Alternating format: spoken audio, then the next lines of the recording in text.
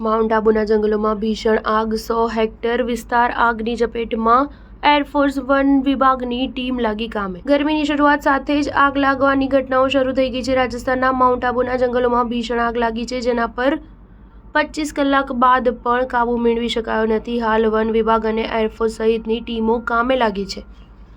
બીજી તરફ ગુજરાતમાં ભાવનગર જિલ્લાના પાલીતાણામાં હસ્તગીરી ડુંગર પર પણ વિકરાળ આગ લાગી હતી. તો આ સિવાય અરવલ્લી જિલ્લાના મેઘરજ તાલુકા વિસ્તારમાં આવેલા ઢેકુડી ગામ નજીક જંગલમાં ભીષણ આગ લાગી હતી. રાજસ્થાનના સિરોહી જિલ્લામાં શનિવાર બપોરે અંદાજિત 2 વાગે માઉન્ટ આબુના છીપાવેરી નજીક ગાઢ જંગલમાં આગ લાગવાની માહિતી મળતા વન વિભાગની ટીમ તાત્કાલિક ઘટના સ્થળે પહોંચી અને આગ પર કાબૂ મેળવવાના પ્રયાસ કર્યા છે.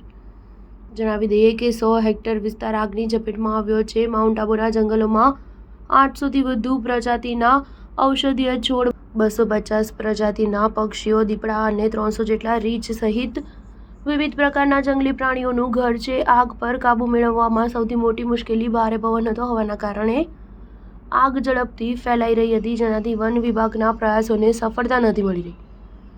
જેના કારણે આગ ધીરે ધીરે વધતી ગઈ અને રાત થતાં તેણે વિકરાળ રૂપ લઈ લીધું.